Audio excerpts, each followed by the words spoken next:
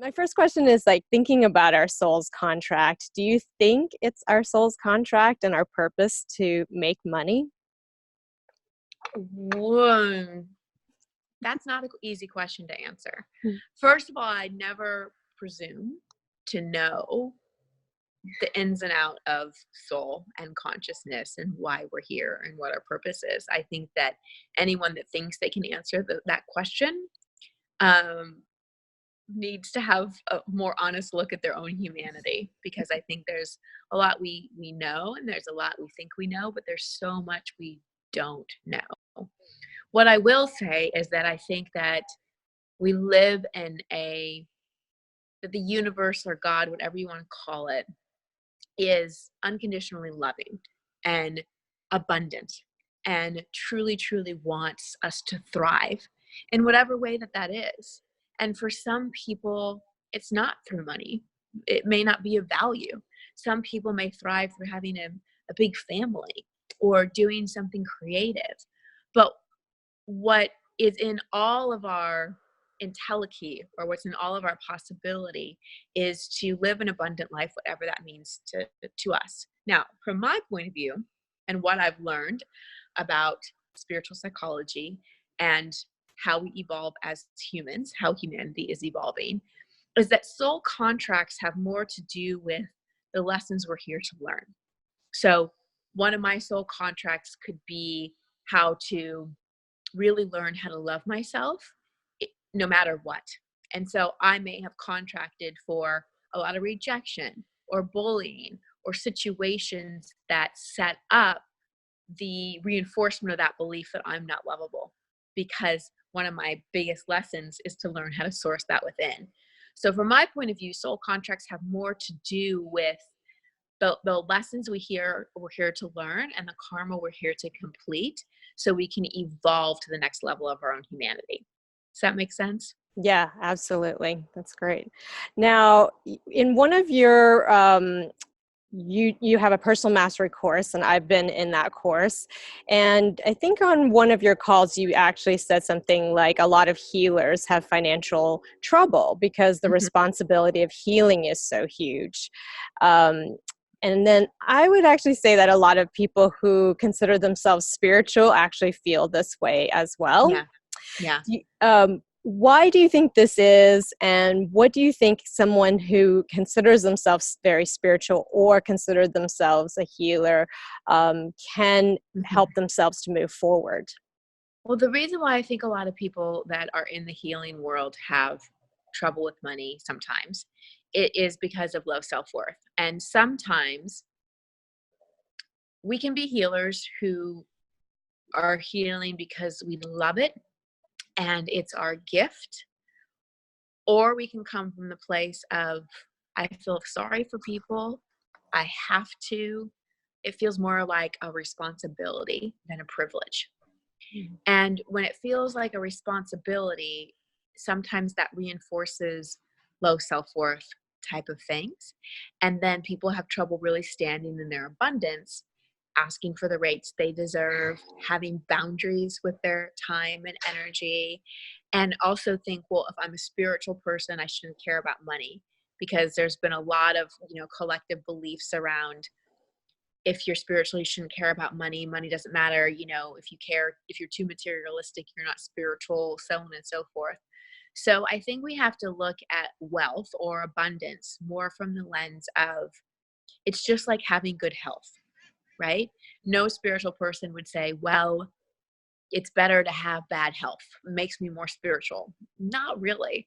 But sometimes spiritual people or healers have a bit of an addiction to suffering. This is something I've definitely had to face. We think that unless we're like suffering, we're not learning, or things can't be totally okay, because then how would we grow, or will we be liked, or so on and so forth. But the biggest thing when it comes down to spiritual people, healers with money, is self-worth and really asking for what you truly deserve and desire. Sometimes helpers and spiritual people identify with being spiritual, don't think it's okay to have desires, and don't think it's okay to long for a what's the fancy car, a Tesla or something like that. And they judge themselves harshly for that, rather than allowing themselves to have their desires. Now, speaking of self-worth, I believe that if you've actually increased your self-worth, you can also increase your net worth. The opposite doesn't really work in the Yeah, same way. that's true. But in your experiences, what are some of the best practices to actually increase your self-worth? Well, I mean, doing the work, having your coaches or team around you that help you heal, will illuminate and heal the old limiting beliefs and issues and stories and all those kinds of things that are in your way and that are your blind spots to really remembering the truth of who you are. I'm not someone that teaches self-love or tells people how that they need to learn to love themselves or learn to become whole or worthy, because it's inherent, it's our birthright. You are whole, you are worthy. So it's more of a remembering process than it is a learning process. Um, and so it starts there, really knowing that there's nothing you have to do, knowing that it's your inherent birthright. And then I think it's the things that really shift your vibration and bring you back into that remembrance. It can be something still and quiet like meditation. It can be something more movement like yoga or ecstatic dance or chanting something that really gets you into a different domain, or going on a retreat with like-minded people, or doing breath work. The things that shift your vibrational state, because when you shift your vibrational state, you're at a place where you're more likely to remember and have access to the truth of who you are. It's almost like, if you are in a preschool all day long for 3 weeks, you're more likely to get sick and pick up the germs there because that's the environment you're in. Same thing with putting yourself in environments where there's a higher vibe. You're more likely to remember, oh, this is the truth.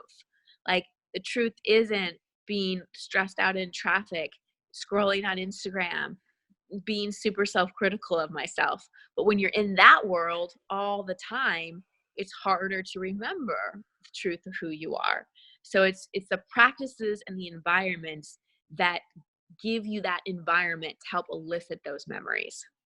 When you actually start to really realize and remember these things, are there things to help you to kind of keep remembering and like keep up with that as a practice? Or is Yeah. this, yeah. Well, I think everybody has to decide what their own practice is. For me, it's spending time with like-minded people. That's a really big one. My soul family, my friends. It's my meditation practice. It's working with my own coaches and healers. It's listening, making sure I'm conscious of like what I'm putting in my ears, eyes, and mouth, meaning what I'm watching, what I'm looking at, and what lens I'm looking through. Like, am I looking through the lens of judgment, or am I really looking through the lens of love? What am I listening to in terms of, am I listening to CNN, or am I listening to binaural beats and theta brainwaves? Totally different response. And again, like, what am I listening to in terms of my self-talk? Is it the inner critic that has this running the show most of the time, or is there that voice of compassion? And then what's going in and out of my mouth? What's the food I'm eating? What am I drinking? How am I really nourishing myself? What are the words that I'm speaking? What am I continuing to affirm? I'm broke. I can't afford it. Things are hard.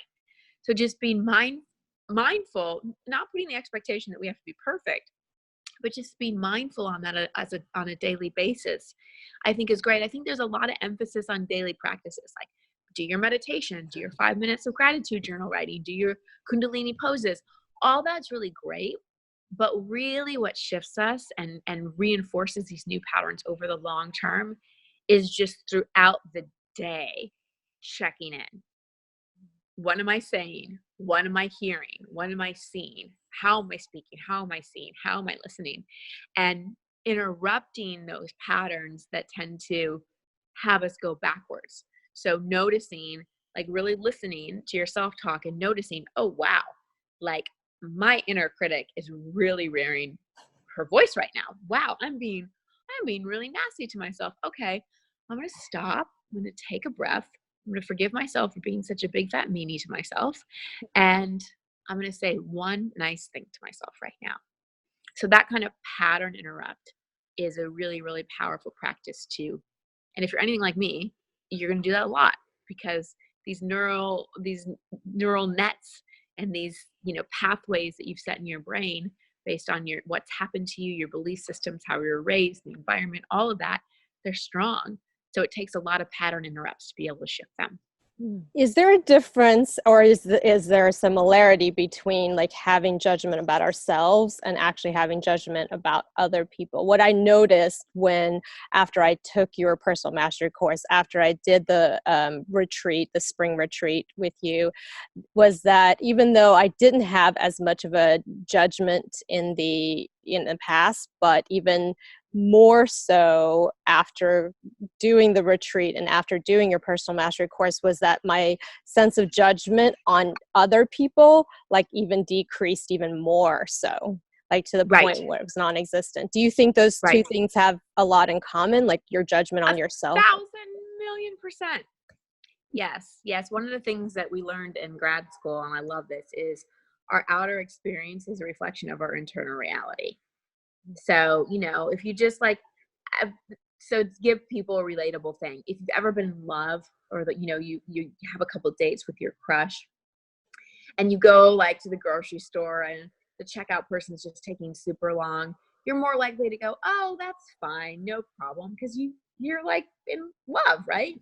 But if you've had a shitty day and your kids are acting up and you didn't get much sleep and you feel like you don't look good that day and your computer fritzed out in the morning and you're in the same situation, you're likely to just rip that checkout person's head out, either internally or externally, right? And it's always whatever we're seeing externally is completely through a filter of what's going on internally. And whatever we're attracting, this isn't 100%. So I just want to caution that. Whatever we're experiencing externally is always a reflection of what's happening internally. I'll give you a perfect example. So I had an event, and I thought one of my good friends was out of town for it. And it was just a small, intimate thing. And I didn't invite her because I really thought she was out of town. It was like a last minute little thing. She found out about it and just got so upset. She actually knew about it beforehand and could have just called me up and said, hey, I'm in town. And I would have been like, oh my God, great. Like, come over. But one of her biggest core wounds is belonging and feeling left out and not invited. So in a sense, I'm not saying it was her fault at all. It was my, fault for forgetting. But how she handled that situation was a direct reflection of what was going on internally. And the universe probably presented her with that. In some way, she did attract that, right? I was just sort of like a character in her play and a trigger in her play, and to help her have another relationship to it, right? And it was very healing because she was able to bring it up with me and talk about it with me, and I was able to reassure her. And that's what's so great about our soul family is we don't have to do this healing thing alone, but just be aware that we do tend to attract according to our wounds. I had another coaching call with a woman just an hour ago who was terrified her husband was going to cheat on her. And she said, well, don't you worry about it with yours. And I said, no. She's like, well, he must be super trustworthy. And I'm like, well, so is your husband. The difference is I didn't have a father who cheated on me. You did. So of course you see through that lens. And I don't, because that's not one of my owies. I have plenty of other ones, but that's not one of them. I could talk about stuff I struggle with that you don't. And so that's why it's really important not to compare ourselves to other people's experiences. Now, speaking of relationships, it's like, a lot of people talk about how money is the, the number one thing people fight about and, in relationships and stuff. Do you have any tips about talking about money in a relationship? Number one, for those early on in a relationship, you need to have money conversations soon. It's amazing to me that people will get naked with someone and sleep with them, but won't talk about money. Won't talk about, this is where I am, where are you? I'll let you see every inch of my body, but I'm not going to ask you if you have debt, because that feels super scary. So we need to make these conversations not so taboo, to bring it up from the beginning. about what are your money values. When you make a big purchase, what's your decision making process? How do you distribute your assets and debt? What's your retirement plan? What excites you about money? What money stories do you think you have? Like, these are the kind of conversations and questions that are so important for a relationship. And there's so many books out there, Katie. I'm sure you have some of your favorites that you can use as a couple. So that this is sort of like preemptive, because, and I said this in the podcast, fights about money are never about money. Right. They aren't. They're about values that are different and needs not getting met. So if I'm a saver and you're a spender, and we have a fight over you just bought something, I'm not fighting with you about money. I'm fighting because I feel like you don't understand that security makes me feel safe, and you going and spending money makes me feel unsafe. And so I feel disrespected. I feel super triggered. The little one inside of me who grew up in a poor household doesn't know when the other shoe is going to drop. And you, as a spender, you didn't even really want whatever you spent money on.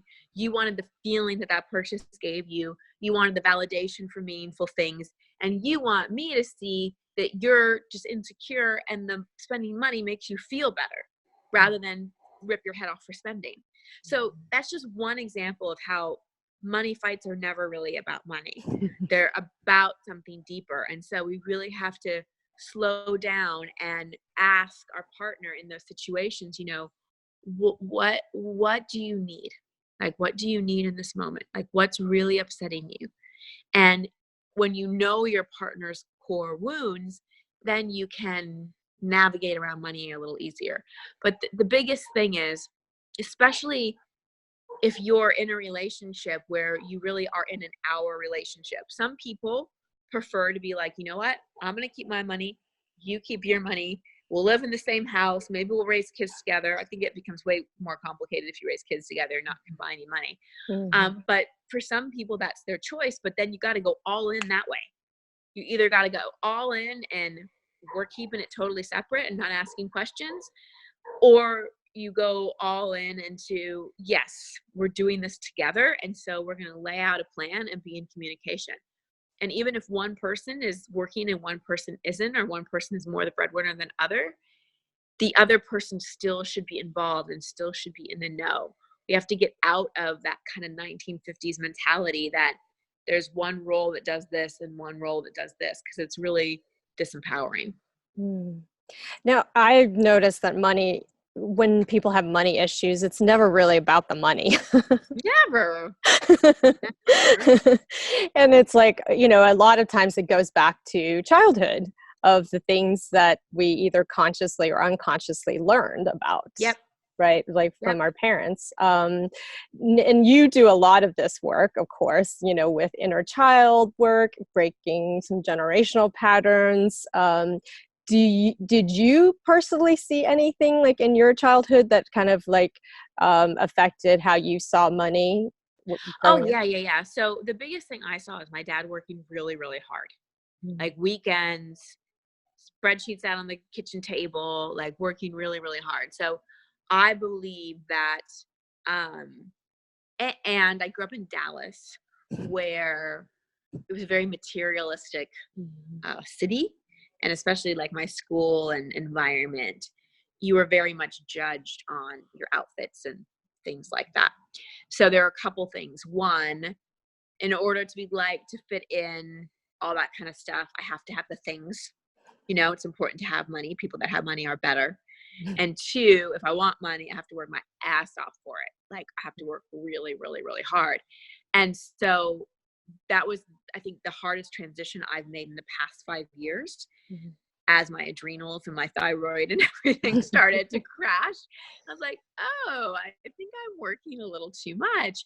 I had to really look at my beliefs around that. And this is where spirituality comes into play, because if we're just in I am making money, then we're going to work super hard.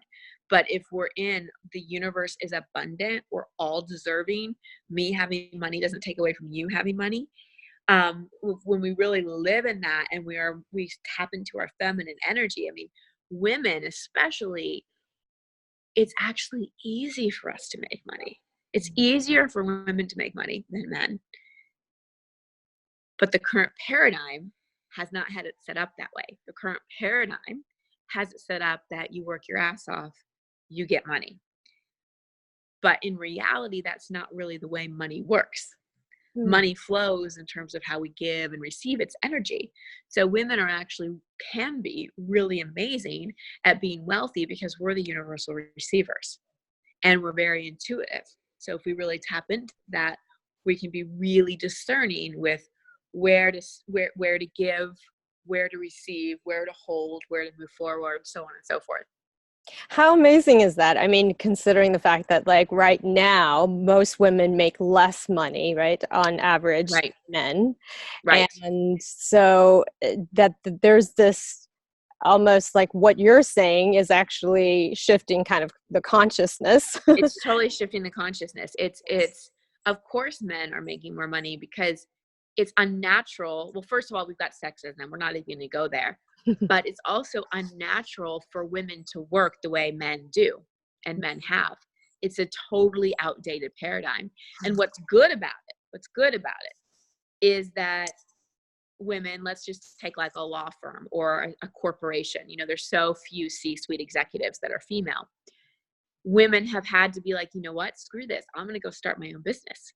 And so many women have gone into being entrepreneurs and really making it a name for themselves and getting out of that paradigm that just doesn't work. And when they get into the more feminine paradigm of how to create and make money and earn wealth, it's like, oh, wow, this is a lot easier than trying to climb that corporate ladder that was really designed for men.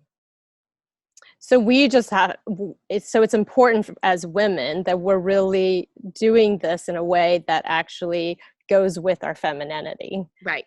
Energy. Okay. Yes. That's interesting. Massively. Yeah. Massively. Something I also heard you say that kind of was like, whoa, I didn't really think about it, was like one time you said that energy of gratitude is actually kind of tricky. Mm-hmm. Yes. So it's tricky in the sense of sometimes, not all times, but sometimes, let's say that I'm really grateful for this selenite angel. If I am super grateful for this, let's say I like worked really, really, really hard to get it, I could have the tone of, I'm so grateful for this. I'm so grateful for this. Please don't go away. Please don't go away. Please don't let me lose it. So sometimes gratitude can have that tone of, I don't want to lose this. I better be grateful of it because the other shoe could drop, or I really want the universe to know that I'm super, super grateful and I'm super appreciative and I'm being good because I'm grateful for all my blessings. Sometimes gratitude can be like that. So what I encourage people to do is really feel into appreciation. Like really feel into like, I so appreciate this. I appreciate this in my life. It feels so good. If you start with appreciation, you can kind of slip into the gratitude that really feels good. But we just want to make sure our gratitude isn't twinged with, I'm so grateful. I hope this doesn't go away. Does that make sense? Absolutely. Yes. Yeah. Last question. Yes. So a lot of times, what I've found over and over again with clients is that, like, you know, they talk about wanting to lend family members money. They feel the obligation of helping their family members and providing for them, even if they don't have the money. Right. What are your thoughts about that? About, you know, giving so much that you're not even taking care of yourself? Yeah. Well, everybody has their own journey and I can't, make any judgments about that. But I would say, again, it's not about money. You giving that money isn't about money.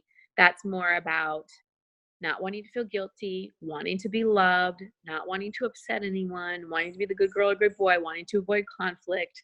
It's not really generosity. It's not. So if you're giving money and calling it generosity, when really it's guilt, obligation, and so that you can avoid conflict or get acknowledgement or whatever, then that's actually a selfish give. And not only is it selfish give, but it's both selfish and it's self-abusive, which I know sounds totally contradictory, but it's selfish in the way of I'm doing this really for me because I don't want to feel guilty and I don't want to take any negative, comments or reactions from you. And it's self-abusive because I'm not taking care of myself financially. And so the basic self in me, the part of me that needs to feel secure and needs to feel like my adult self is taking care of me, is going to be terrified, and I'm going to start reinforcing a distrust of myself. That makes sense. Yeah. Yeah. Well, thank you so much for this pleasure. time. And so is your spring retreat open now for people if they wanted to sign up for it? Yes. Okay. It is. Okay. It cool. is. And I just want to acknowledge you, Katie, for the amazing transformations that I've seen with you. How you've so expanded your purpose and really stepped into being a leader and being someone that is merging finance with spirituality and really helping people step into their own worthiness. And I've seen that so much in you. You're really walking the talk. Oh my gosh, I couldn't have done any of this without you. You are like my master coach, my my spiritual leader, because and that's why I've done all of your programs and gone on your retreats, because it's just super powerful, and thank you for everything you do in this world. Well, I love having you. I love doing the work with you. Thank you. Yeah.